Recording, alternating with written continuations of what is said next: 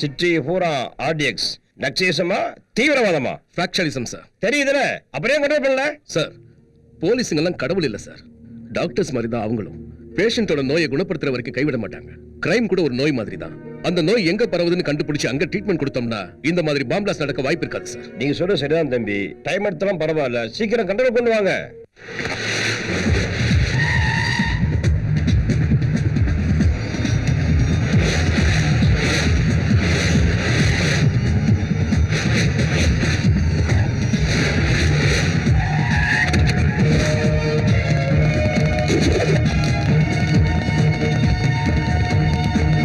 இந்த டிஸ்ட்ரிக்ட்ல இருக்கிற ரவுடிங்களோட ஃபைல்லாம் உடனே என் டேபிளுக்கு வந்தாகணும்.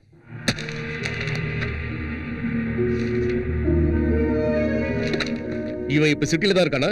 ஃபாரின்ல இருக்கான் சார். ஃபேக்ஷனலிஸ்டோட ஃபைல் இங்க இருந்து ஒரு பிரயோஜனமும் இல்ல. இந்த உலகத்துல அவன் எங்க இருந்தாலும் அவன் மேல நம்ம கண்ணு இருந்துகிட்டே இருக்கணும்.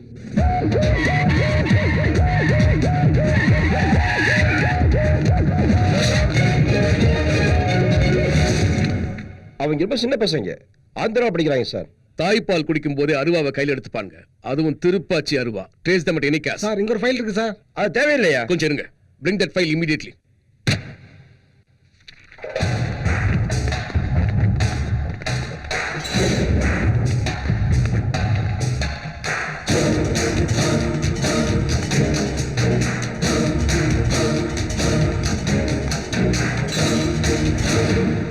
என்னங்க, நீங்க சிட்டிக்கு போறது ஃபேக்டரி வேலை விஷயமா தானே? ஆமா.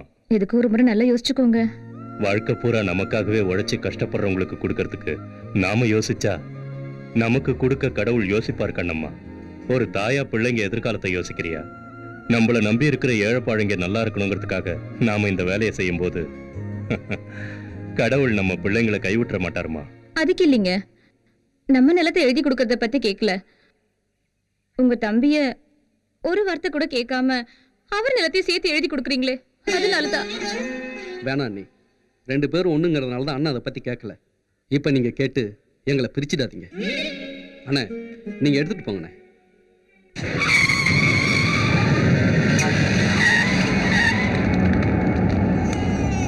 சிவானா, இங்க ஏழைங்க எல்லாம் எப்பவுமே ஏழைங்களா தான் வாழணும். அவங்களுக்கு ஃபேக்டரி கட்டி கொடுத்து உனக்கு சமமா ஆக்காத. அப்பதான் நாளைக்கு நமக்காக வெற்றத்துக்கும் சாகறதுக்கும் ஆள் இருப்பாங்க. அடிமைங்க எல்லாம் எப்பவும் அடிமையா தான் வாழணும். போது நிறுத்துறா. முட்டாள்தனமா வெட்டிக்கிட்டு சாகறதுக்கு மனுஷன் எதுக்காகடா பிறக்கணும்? தேவைப்பட்டா என்ன நம்பி இருக்கிற அப்பாவி ஜனங்களுக்காக இந்த உயிரை கொடுப்ப. அப்படின்னா உன் உயிரை உடனே குடு. பசங்களையும் அண்ணையும் உள்ள கூட்டிட்டு போற.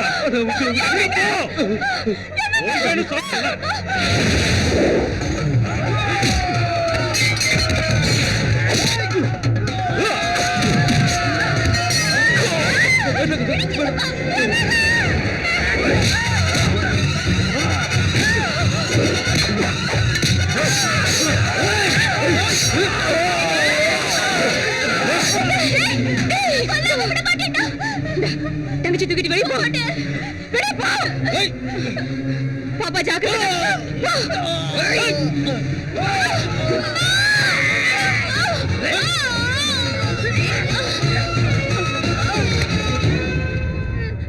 டேய், எது மிச்சமா இருந்தாலும் பகை மிச்சமா இருக்க கூடாது. போட்டு தள்ளுங்கடா எல்லாரையும்.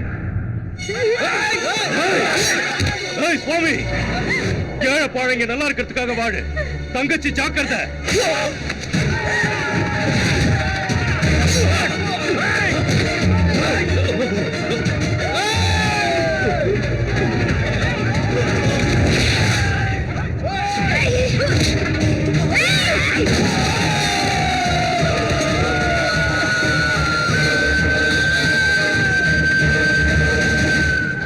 சின்ன வயசுலயே தங்கச்சியை தூக்கிக்கிட்டு சிட்டிக்கு ஓடி வந்துட்டான் சுவாமிநாதன். அப்ப ரவுடியா இருந்த, இன்னைக்கு ரவுடிங்களுக்கு எல்லாம் காட்ஃபாதரா இருக்கிற நாடார் கிட்ட வந்து சேர்ந்தான் சுவாமிநாதன். சார், எனக்கு ஏதாவது வேலை போட்டு கொடுங்க சார்.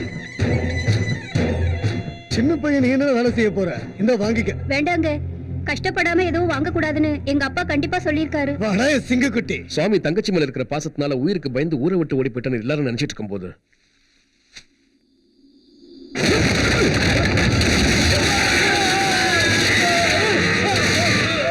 சுவாமிநாதன் திரும்ப வந்துட்டாங்கிற விஷயம் ஊர் மக்களுக்கு அப்பதான் தெரிஞ்சது.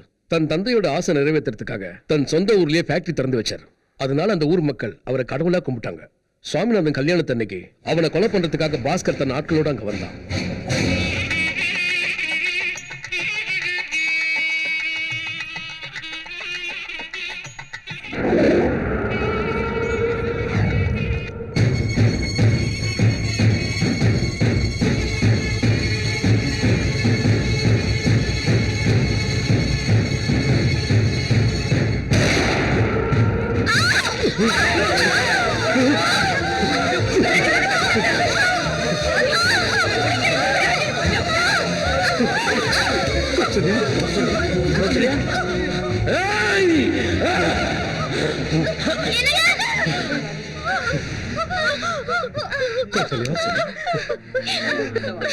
அக்னி சாட்சியா மூணு முடிச்சு போட்டுக்கிட்டு உங்க கூட காலம் பூரா வாழணும்னு நினைச்சேன். ஆனா அந்த கடவுள் எனக்கு அந்த அதிர்ஷ்டத்தை கொடுக்கலங்க. உங்க மடியில சாகரம். கௌசல்யா, கௌசல்யா, படுபாவி பசங்க அநியாயமா உன்னை இப்படி கொண்டுட்டானுங்களேம்மா. சுவாமிநாதன் எங்க தன்னை கொலை பண்ணிடுவானோன்ற பயத்துல பாஸ்கர் தானா போலீஸை சரணடைஞ்சிட்டான். அன்னைக்கு ஆரம்பிச்ச திருப்பாச்சி ஃபேக்ஷனிசம் தீவிரவாதமா மாறிடுச்சு. அதோட மாஃபியாவும் சேர்ந்துடுச்சு. அன்னைக்கு வச்ச பாம் சுவாமிநாதனுக்காக வச்ச பாம் தான். அப்படின்னா அந்த பாஸ்கர் ஜெயில இருந்து ஆப்ரேட் பண்ணிக்கிட்டு இருக்கான்னு சொல்லுங்க. தம்பிங்களை வச்சு ஆப்ரேட் பண்றா சார். எப்படியாவது சுவாமிநாதனை கொலை பண்ணிடணும்ன்றதுக்காக பாஸ்கர் தன்னோட 2000 ஏக்கர் நிலத்துல ரவுடிசத்தை வளர்க்கறதுக்கு பாதி நிலத்தை வித்துட்டான். இன்னும் கூட அவனுங்க திருந்துற மாதிரி இல்ல.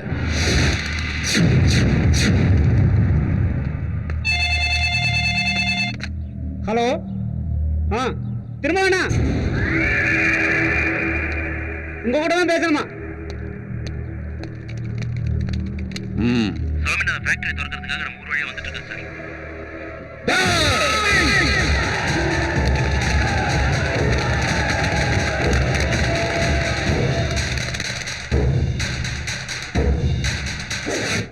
என்னன்னா நாளை மறுநாள் சாமி அவங்க அப்பா பேர்ல கட்டின ஃபேக்டரிய ஓபன் பண்ணி வைக்கிறதுக்காக இங்க வரான்.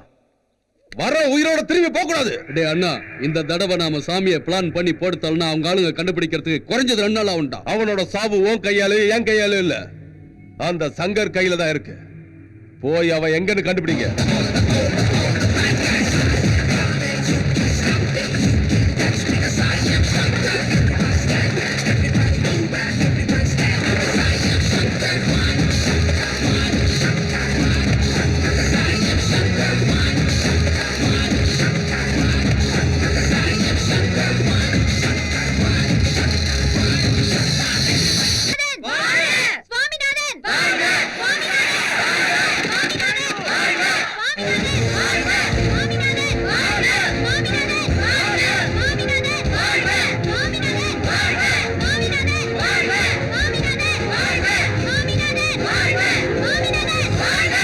ஏழைப்பாழைங்களுக்காக மட்டும் வாழ.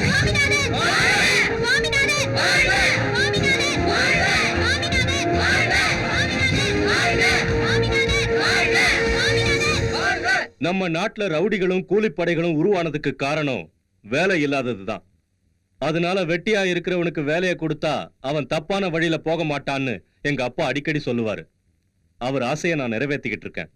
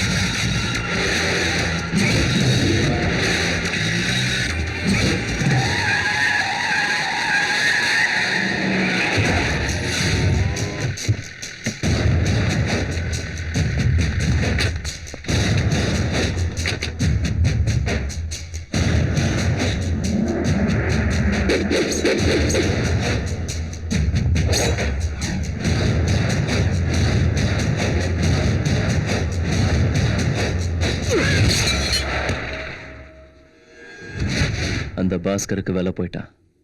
புலி கூட நம்மள தாக்குறதுக்கு முன்னால ஒரு தடவை உருமும். மனுஷன் சந்தர்ப்பமே கொடுக்க மாட்டான். தேசிங் ராஜாக்கு மகபத் கான் மாதிரி எனக்கு நீ இருக்கும்போது எதுவும் ஆகாதுடா. சாவு கூட உன்னை தொடணும்னா இந்த உடம்புல உயிர் இல்லாம இருக்கணும்.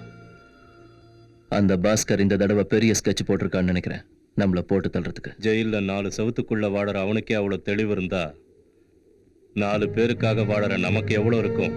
அவன் என்ன ஸ்கெட்ச் வேணாலும் போடட்டும், பாத்துக்கலாம்.